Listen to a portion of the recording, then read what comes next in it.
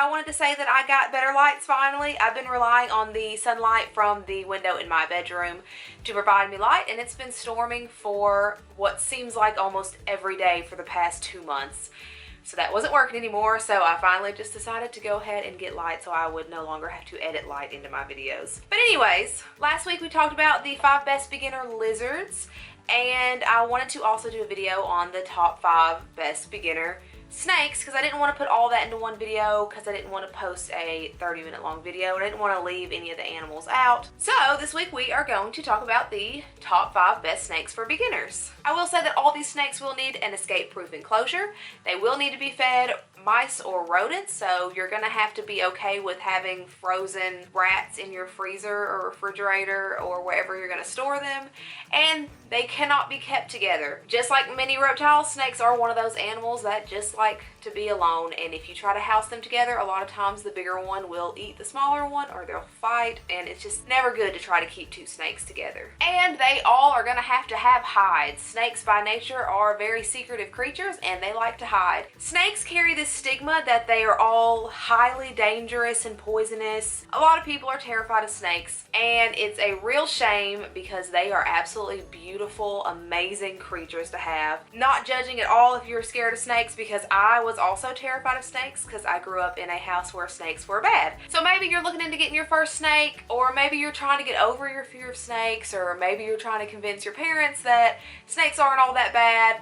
Whatever it may be, these are what I think are the best beginner snakes if you are just getting into the hobby, and they're also amazing snakes if you just want a new addition to your collection. So of course, the first snake on my list is going to be the ball python. Ball pythons are my absolute favorite. They are the sweetest creatures, and they are actually the reason that I'm no longer afraid of snakes. My husband got his first snake, who, if you watch my previous video, she does not like me, and even though she doesn't like me at all, I still managed to get over that fear of snakes just having her in the house. And then I got Sterling here. Ball pythons come in so many different colors. They're called morphs, and you can probably get thousands of different colors. Sterling here is a banana ball python, and my husband's ball python is a pastel. And depending on what color you get, depends on how much money you're gonna spend. So for just a normal ball python, you're looking at around $20, $25, and then you go up into the very high prices, and they can easily become thousands of dollars. But you do have lots of choices. They're a very calm snake to handle. He's moving around some, but he's basically stayed in the same spot the whole time. They are one of the better snakes to handle. A lot of snakes do not like being handled at all. No specific snake species really likes being handled. All snakes have their own personalities, but they tolerate it very well. These guys will require at least a 40-gallon breeder, and just for the record, we're talking pet snakes here. I know a lot of people keep them in like rack systems to breed them and things like that, but we're gonna focus on just keeping these guys as pets. But as a pet, it's gonna require at least a 40-gallon breeder as an adult. And he is a full-grown adult. He just turned 3 years old, so this is how big the males will get. The females get a lot girthier. Ball pythons are very easy to find. You can find them anywhere and everywhere that pets are sold.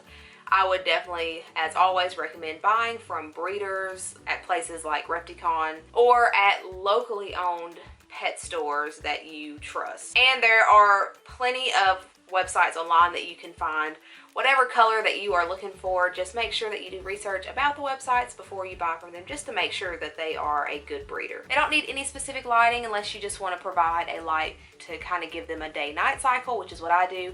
But they do require a heat pad with a thermostat to keep their hot spot at about 88 to 96 degrees. And they like their humidity to be a little higher than some other snakes at about 50 to 60%.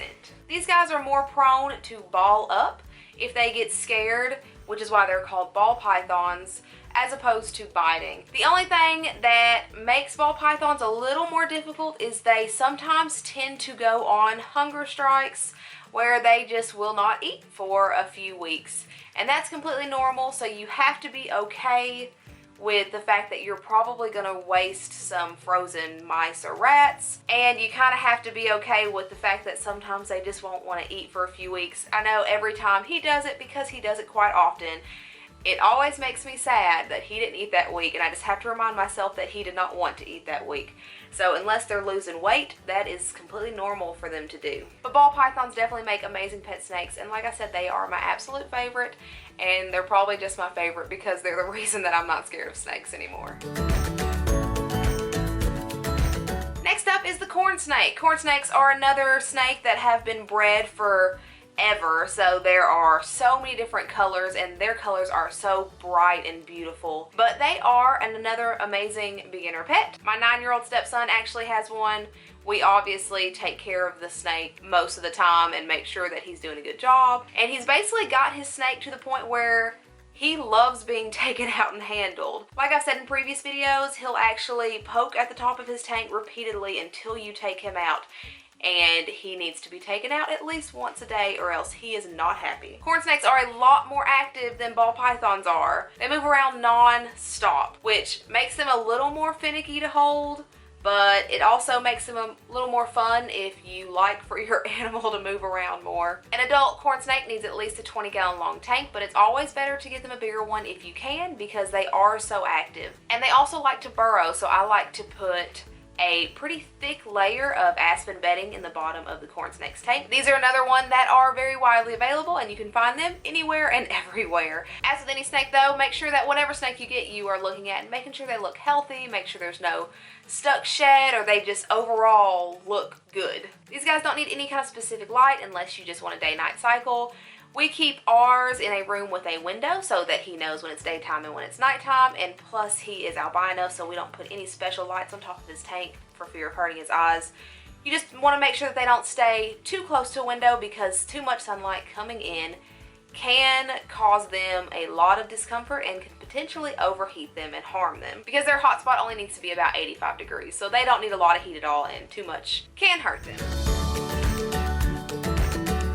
Next up is the California king snake. These are another snake that are readily available. I tried to put a bunch of snakes on here that you can easily get because some snakes are definitely harder to find. California king snakes are called this because in the wild they will actually eat anything and everything that they can get their hands on, including rattlesnakes, which is pretty crazy, but they are pretty harmless to humans. They normally only get about 3 to 4 foot long, but there have been instances where they have gotten up to 6 foot long. The California king snake also does not need any specific kind of lighting. Again, you can just have him in a room with a window just to give him that day-night cycle, or you can just put a small bulb on top of his tank, but he will need a heat pad with a thermostat providing a hot spot of about 85 degrees. King snakes need a tank of at least a 20-gallon long, but if your king snake gets a little bigger than that 3 to 4 foot range, or he's super active, you're definitely going to want to get him a bigger tank, probably around a 40-gallon breeder. King snakes can be pretty skittish, especially when they're babies, so you're going to want to make sure that you handle them quite a lot to get them used to being handled. Just make sure when you first get them that you give them a few weeks to acclimate to their new surroundings before you start handling, and then definitely make sure to handle them as much as you possibly can just to get them used to you. Next is the milk snake, which is actually a species of king snake. The only reason I don't group them together is because a lot of people don't know that they're a species of king snake, and they wonder if they should get a milk snake or a king snake or whatever other snakes. So I decided to give them their own category. Milk snakes get about 3 to 4 foot long, and they require a tank that's at least 3 foot long. There are 30-gallon tanks that are short and made for reptiles, and those would be perfect because they are 36 inches long. They're another snake that do not need any specific kind of lighting, just a day-night cycle, so a small bulb if you want, or just have them in a room with a window. But they will need a heat pad with a thermostat. Always, always, always use a thermostat because heat pads can quickly overheat and harm your animal or catch on fire, or an array of things could go wrong. So make sure you always get a thermostat, but their hotspot only needs to be in about the mid-80s. They also can be skittish and kind of squirmy when they're young, so you want to make sure you handle them a lot just like the king snakes. Just make sure that if you notice that they're getting squirmy, you don't grab them. Just a hand over hand, or just give them somewhere to always go. Just make sure you don't grab them because any kind of snake can be fragile if you grab them. Next on the list is the Rosy Boa. Rosy Boas make amazing pets, but until recently they weren't that easy to find, but I've noticed that they're kind of everywhere now, especially at reptile shows. Every reptile show I've been to lately has had these. These make wonderful pets because they only get 2 to 3 foot long and they only require a 20-gallon long tank. They do not require any special lighting, but will need a heat pad and thermostat that keeps that hot spot around 90 degrees, and they have a really good feeding response. They're normally not one to just flat out deny their food, but sometimes this can be a little tricky when handling them because, as with any snake with a high feeding response, they can accidentally bite you if they think you're going to feed them, but that's easily remedied by kind of nudging them slightly when you're about to pick them up with anything really, feeding tongs, just to let them know that you're not giving them food. But other than that, they tolerate handling really well, and they're a good size and thickness of snake to handle too, if that makes sense. Like, they feel comfortable when you're handling them, as opposed to like some of the skinnier snakes like king snakes and corn snakes that can feel almost fragile. Rosy Boas are also going to come with a few different color options, and depending on those options is the price you're going to pay. So just a normal Rosy Boa, I think, is usually only about $35 at reptile shows, so that's another one that you're not going to spend an insane amount of money on. Just like the best lizards for beginners video, I do have a few honorable mentions. So the first on that list is going to be my second favorite snake, the Hognose. Hognoses are really cool because they're another one that stay really small. The females will get max 3 foot and the males only get about 14 to 24 inches. Because they stay pretty small, they'll need a smaller tank, only about a 20-gallon long as an adult. But they do like to burrow, so that's something to keep in mind. They'll need to be on some sort of substrate that will allow them to burrow. They are a species of snake that is active in the daytime. That does mean that they'll need full spectrum UV lighting in addition to their hot spot, which needs to be at about 90 degrees. And they do have a pretty high feeding response. Again, it can cause them to accidentally bite you. And hognoses are what's known as rear-fanged venomous. They're not actually venomous, they just produce a type of saliva that's harmful to their prey in the wild. However, there have been some people that have had allergic reactions to that venom, but it's no worse than getting a bee sting or stung by a wasp. It just kind of swells up some, but that is something to keep in mind. The coolest thing about hognoses is that they have a small array of tactics that they will perform if they feel threatened before they'll even bite you. One of those is they'll flatten the area around their head and they'll lean up a lot like a cobra and they'll hiss at you. They'll also sometimes strike at you with a closed mouth, so they'll basically headbutt you with that little scoop in the front of their face that they normally use for digging. And sometimes if they're super stressed out or they're feeling really defensive, they'll actually flip over and play dead. Now when they do this, it is also super cute, but it is very stressful for them, and they will even let off a foul-smelling musk when they do this, I guess to really convince their predators that they are dead. However, if you are about to handle your hognose and it starts displaying these kind of behaviors, you really need to kind of back off and just leave it alone for a little bit, but definitely try to regularly handle these animals so that they will calm down. This snake is actually on my list of the next animals that I'm going to get, but they're not that easy to find. Reptile shows will normally have a very small variety, and some of those can get up to $300, $400, $500, but if you can get your hands on one, definitely do. They are really cool snakes to have.